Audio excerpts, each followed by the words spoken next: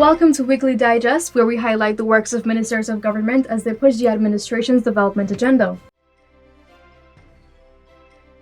Minister of Health Dr. Frank Anthony on Wednesday said construction will soon commence for new hospitals and training centers for nurses and midwives.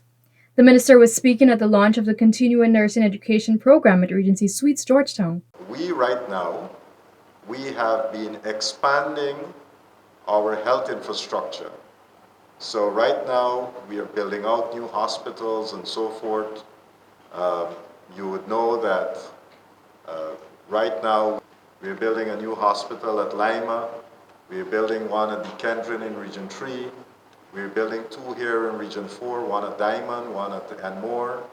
We're building one at Bath in Region 5. Minister Anthony also encouraged nurses and midwives to take advantage of all opportunities that are being offered by government. We also want to train people in subspecialty areas or specialized nurses.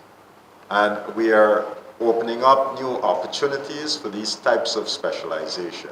We have started a number of partnerships, and there'll be a lot of opportunities for people to go and immerse themselves in other institutions abroad. For persons who are really interested in developing themselves, there would be lots and lots of opportunity. And I really want to encourage you to take advantage of all these opportunities that would be coming your way. The Ministry of Health's management of immunization data will be improved significantly as it is in the process of being digitalized. This effort is being supported by UNICEF, with the agency's representative to Guyana and Suriname, Nicholas Braun, handing over 33 laptops to Minister Anthony on Thursday. These computers are certainly going to help us to do that. And it fits into the broader digital health strategy that we have for the ministry. Right now, with another program that is being funded by the government, we are putting in telehealth capabilities in many of our hinterland regions. While Minister Anthony is pleased with the recent announcement by the World Health Organization that COVID-19 is no longer a public health emergency, his ministry continues to monitor cases of the disease. This, however, does not mean that individual countries would not be vigilant. So we have to continue to be vigilant. Our surveillance systems are pretty much in place. We have been monitoring cases. Although over the last couple of months we have not seen many cases. And we, of course, monitor hospital data as well to see how many people would get sick. Dr. Anthony noted that the WHO's responsibility is to ensure that there was an efficient response to the pandemic. The health minister handed over 2 portable ultrasound machines and 7 beds to Regional Health Officer RHO Dr. Vishala Sharma on Saturday. This will help to enhance the delivery of diagnostic services in the region. The simple handing over was held at the Regional Bond, New Amsterdam, Region 6. The machines will be allocated to the Mibikuri and New Amsterdam hospitals. We recently acquired 52 of these beds, so we have sent 7 to Region 6. We want you to put it in the areas that it would be best utilized because they have a lot of functional capabilities. The 2 ultrasound, one of the things that we are trying to do is to improve diagnostics, especially medical imaging. And this falls into that realm of trying to improve access to medical imaging. An outpatient facility valued over $40 million was commissioned at Port Morant Hospital Compound, Region 6 on Saturday. The significance concept was developed for the department, and it was carried out solely to reduce wasting time due to the influx of patients daily. The ceremony was hosted at the Port Morant Hospital, Region 6. Some of the functions here really is any patient that requires outpatient services can come here and get those services. So whether it's chronic patients who've been coming to us over a protracted period, they can come here and get those services. People who are diabetics and hypertensive and so forth. So today, as we open this facility, this is just symbolic of many, many more things that are going to happen in the region and that are going to happen in the country. Brackish Water Shrimp has earned Guyana $240 million in the first quarter of this year alone, as the subsector recorded almost 50% increase in production. A mammoth 182,890 kilograms of brackish water shrimp were trawled when compared to 127,400 kilograms in the same period last year. The expansion of this lucrative initiative has provided employment for persons in Region 6. The enhancement plan was piloted in March 2023 with over $230 million being committed to the rehabilitation of shrimp farms in the region. Government is also partnering with the Sustainable Wildlife Management and the FAO to amend the Fisheries Act and introduce an aquaculture bill. Relief from flooding is swiftly coming the way of residents of East and West Rumveld as major drainage works are imminent. On Monday, Minister of Agriculture Zulfikar Mustafa examined critical areas in the community for works to start immediately. We are looking at the drainage system in the area. The drainage is very deplorable. We will also engage the residents to do the manual cleaning, and where there are need for mechanical cleaning, we'll have machine come in to do these works. Minister Mustafa noted that most of the drains in the area have been neglected for a number of years. Farmers across Guyana must benefit from government's agriculture drives. Minister Mustafa made this assertion while addressing extension officers during a training exercise. He noted that they should familiarize themselves with government's initiatives to inform farmers of available support. What is in the budget for the farmers? How farmers can access planting material? How farmers can access breeding animal? These are things benefit from the Ministry of Agriculture. And people in various parts of the country, other parts of the country, receiving these things. And we must ensure that the entire country receive the same benefit. Minister Mustafa noted that the equitable distribution of agri-support is exemplified with President Irfan Ali visiting hinterland regions to distribute breeding animals. Processing facilities have also been established in various parts of the country to ensure farmers have access. As Guyana transforms its agricultural sector, agriculture extension officers will now work more efficiently with farmers to fulfill the mandate of government, which is to ensure food security and reduce the regional food import bill. On Tuesday, agriculture extension officers from the various agencies engaged in a training exercise on the delivery of extension services in the new dispensation. Minister Mustafa urged extension officers to improve their performances. We must be more friendly. We must be more open. If we want to achieve the policy and objective of the Ministry of Agriculture and by extension the government of Guyana, all lies in your hands. You are the eye and ears. You are the first link to the farmers, between the farmers and the Ministry of Agriculture. It must have accountability. We heard the word accountability used. You must be held answerable for achieving your work plan and serving your district. Assurances were given by Minister of Agriculture Zulfikar Mustafa during a public engagement held at the Maka Primary School Friday afternoon. Drainage and irrigation issues were raised and the Agriculture Minister said equipment would be deployed to alleviate flooding in the farming areas. I will instruct NDIA to provide the mats so that we can complete the work faster.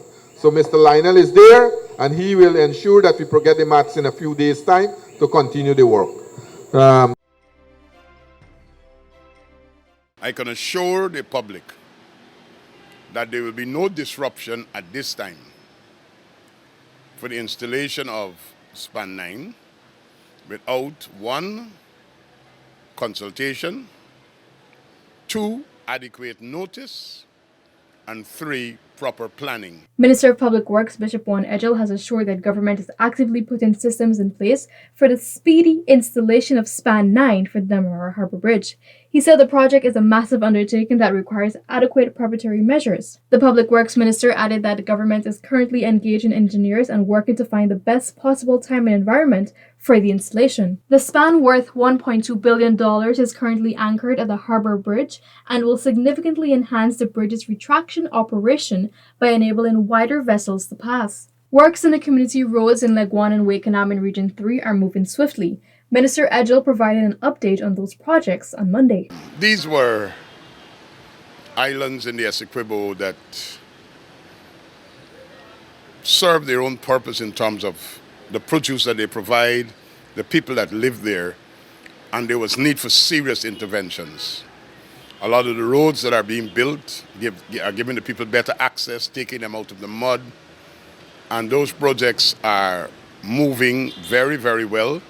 The contractors are regularly engaging the ministry in relation to any supply and demand challenges to ensure that works continue to move smoothly. Minister Edgell on Tuesday conducted a walkabout in the community where he committed to the road repairs. It is obvious that the drainage has been horrible in these areas, and as a result of that, the roads have been significantly undermined. And some of our people in the area have been reaching out to us, so we're going to be able to do some sectional repairs to make commute in these areas better. Not everybody owns their own car that they could drive and park at their gap. Some people still use public transportation. When they get off their buses or they're going to their buses, they must be able to get there tidily, not in mud and the rest of it. So basically taking them out of mud. Repairs on the road arteries linking the community to Mandela Avenue and West Front Road were also discussed, as the current state of these roads poses a difficulty for commuters. Assurances were given by Minister of Public Works Bishop Juan Edgell during a public engagement held at the Mucka Primary School Friday afternoon. Minister Edgell, while addressing these concerns, told residents that the ministry is cognizant of the challenges. However, there are 14 community roads that need rehabilitation, costing approximately $500 million. He noted that while all the roads cannot be rehabilitated at once, they will be upgraded in due course.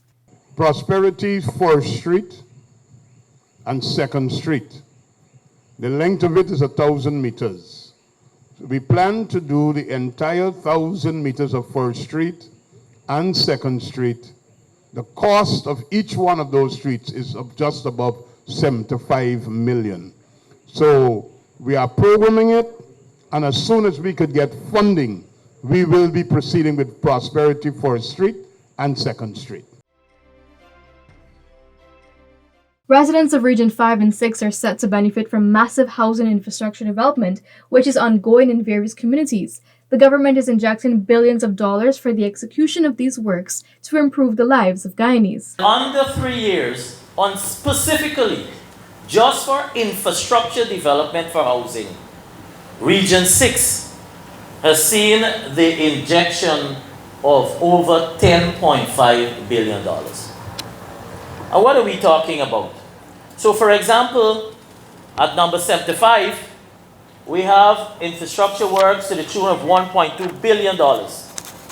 Number 76, another $1.7 billion. To date, 1,300 house lots have been allocated in Region 6, while close to 1,000 lots have been allocated in Region 5. Construction will commence soon for 50 more houses in Hampshire Region 6. The government continues to demonstrate its commitment to providing affordable housing for its citizens countrywide. Work will continue here in Region 6 for us to identify new lands, for us to be able to make available more opportunities for allocations.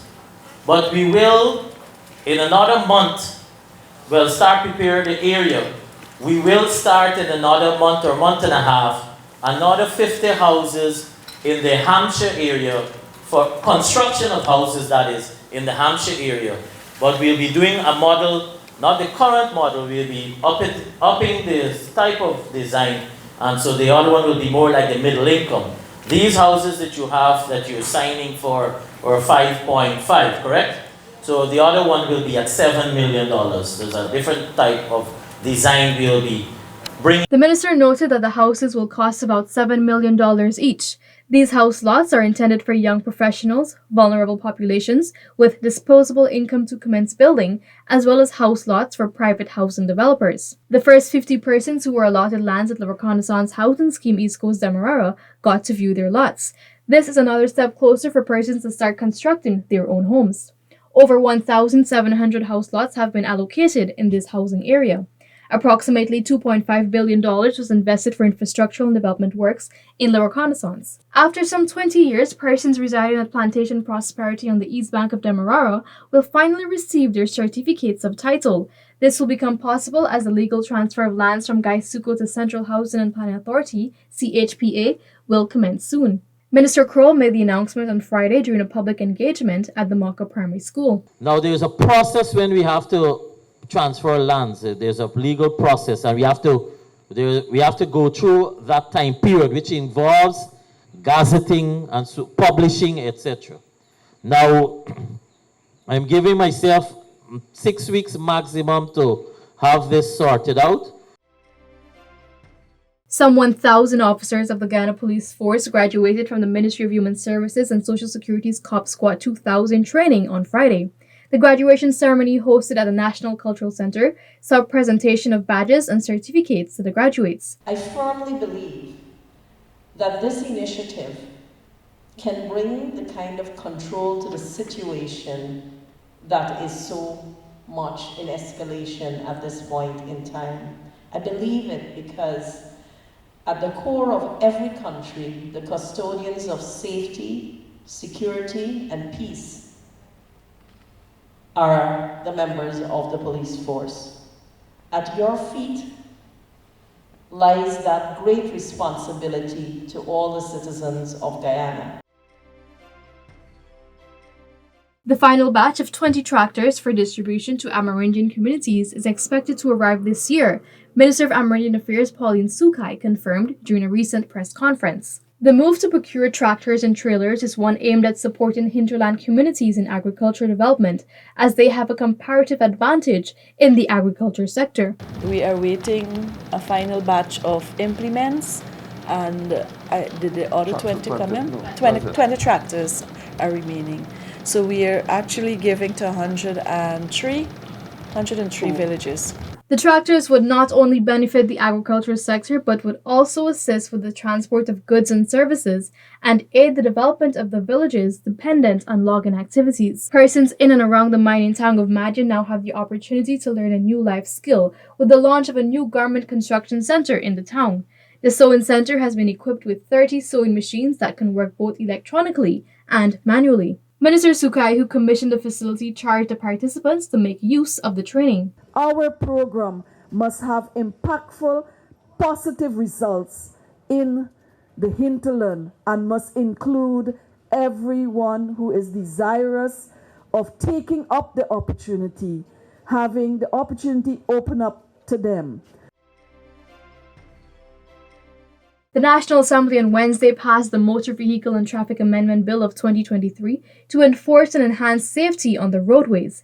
Minister of Home Affairs Robeson Ben said the usage of electric cycles needed to be regulated. We have had to take into account the fact that we should not leave a gap in the way our laws are written, so that the question of whether a motor, as stated in the law, refers only to a gasoline or a diesel or a gas-powered motor, that it is now an electric motor, and we wanted to have that clearly defined by this amendment in the laws. This brings us to the end of this edition of Weekly Digest. For these and other government-related information, do log on to our website at dpi.gov.gy and our social media platforms as well. Goodbye.